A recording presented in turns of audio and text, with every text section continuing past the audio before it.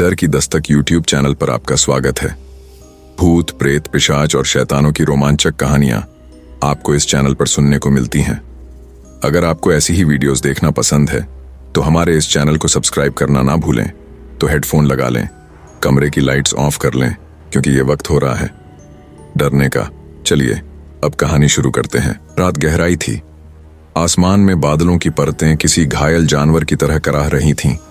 गांव के चारों ओर पसरा हुआ घना जंगल अंधेरे में किसी अजगर की तरह फैला हुआ था। रात के ठीक 12 बज रहे थे जब रोहित की आंख अचानक खुल गई। रोहित पिछले 2 दिनों से अपने गांव बरगदपुर आया हुआ था। शहर की भागदौड़ से थक कर वो थोड़ा चैन चाहता था, पर उसे नहीं पता था कि यह यात्रा उसके जीवन का सबसे भयावह अनुभव बनने वाली है। गांव के लोग हमेशा एक बात कहते थे, जंगल में रात को मत जाना, वहां पिशाचिनी रहती है। रोहित, जो शहर में पढ़ा लिखा था, इन बातों को अंधविश्वास समझता था, लेकिन उसकी दादी की आंखों में उस किस्से का डर अब भी ताजा था। तेरे बाबा के जमाने में जंगल में एक औरत मरी थी। लोग कहते हैं वो रात में आती है और जो उसे देख लेता है वो कभी लौटता नहीं। रोहित हंस देता था, दादी, ये सब पुराने जमाने की बातें हैं। मगर उस रात उसकी हंसी हमेशा के लिए खो गई। रात के करीब 12:15 बजे जब पूरा गांव सो रहा था, रोहित को लगा किसी ने उसका नाम पुकारा। रोहित, रोहित। आवाज बहुत धीमी थी, पर इतनी साफ कि नींद टूट गई। उसने बाहर देखा, आंगन में कुछ नहीं था, बस हवा चल रही थी और पीपल का पेड़ झूम रहा था। वो मुड़ा ही था कि खिड़की के शीशे पर एक साया दिखा। एक औरत का चेहरा, आधा दिखता आधा छिपा हुआ। उसकी आंखें लाल थीं, जैसे किसी ने उनमें जलते अंगारे रख दिए हों। रोहित के शरीर में सिहरन दौड़ गई। वो बाहर दौड़ा, पर कोई नहीं था। बस जमीन पर गीले पैरों के निशान जंगल की तरफ जा रहे थे। सुबह तक रोहित बेचैन रहा। अगली रात उसने तय किया कि वो पता लगाएगा कि वो क्या था। वो अपने दोस्त करण को साथ लेकर जंगल के किनारे पहुंचा। देख लेना यार, कुछ नहीं होगा, रोहित बोला, टॉर्च ऑन करते हुए। जंगल में अजीब खामोशी थी, न कोई झींगुर, न पत्तों की सरसराहट, बस हवा जैसे किसी अदृश्य डर को साथ लाती थी। करीब आधे घंटे बाद उन्हें एक पुराना मंदिर दिखा, टूटा, झुका और सूखे रक्त से सना हुआ।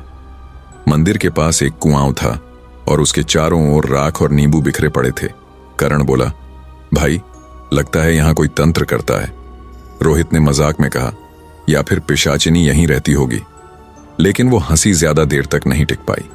कुएं के अंदर से किसी के रोने की आवाज आई, धीमी मगर इतनी करुण कि रूह कांप जाए। कौन है वहां? रोहित ने झांक कर देखा। नीचे सिर्फ काला पानी था, पर उस पानी में एक चेहरा उभर रहा था। वही औरत, वही लाल आंखें और होंठों पर काली मुस्कान। तुमने मुझे बुलाया, आवाज आई। रोहित के पैरों तले जमीन खिसक गई। करण पीछे हटने लगा, लेकिन किसी ने उसका हाथ पकड़ लिया। वो औरत कुएं से निकलकर बाहर आ रही थी, बाल जमीन पर रेंगते हुए, चेहरा खून से लथपथ और आंखें सीधी करण पर। करण चीखा, भाग रोहित! लेकिन रोहित जैसे जम गया था। उसने देखा, औरत ने करण की गर्दन पकड़ी और पल भर में उसकी आंखें सफेद हो गईं। करण का शरीर गिर पड़ा, न सांस न हलचल। औरत बोली, अब तुम्हारी बारी है। रोहित किसी तरह भागते हुए घर पहुंचा। वो कांप रहा था, पसीने में डूबा।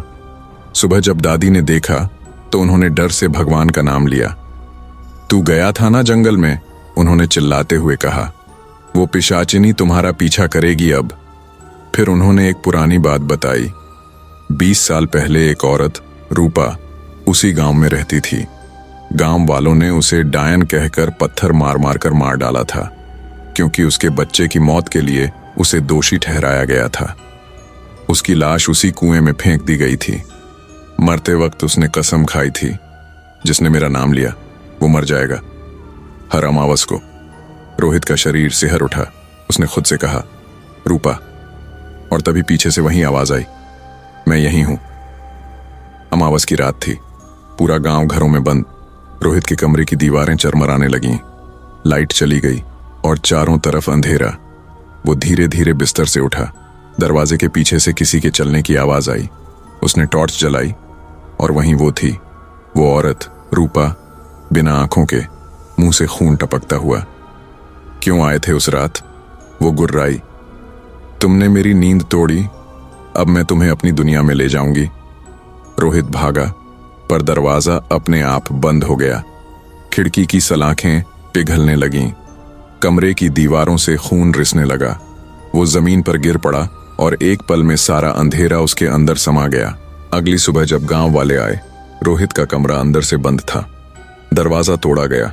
अंदर दीवार पर सिर पर खून से लिखा था, रूपा लौट आई है। रोहित का कोई पता नहीं चला, बस उसके कैमरे में आखिरी रिकॉर्डिंग थी। वीडियो में रोहित डर के मारे कांप रहा था और पीछे वही औरत दिख रही थी। कैमरे की आखिरी आवाज थी, मैंने कहा था गांव अभी नहीं आया। बरगदपुर के लोग अब भी उस जंगल से दूर रहते हैं। कहते हैं जो अमावस की रात वहां जाता है, वो किसी और की आवाज में रोहित को पुकारते सुनता है। गांव के पुराने कुएं से अब भी रात में पानी नहीं, बल्कि किसी के हंसने की आवाज आती है। वही ठंडी, कांपती हुई हंसी, रूपा की।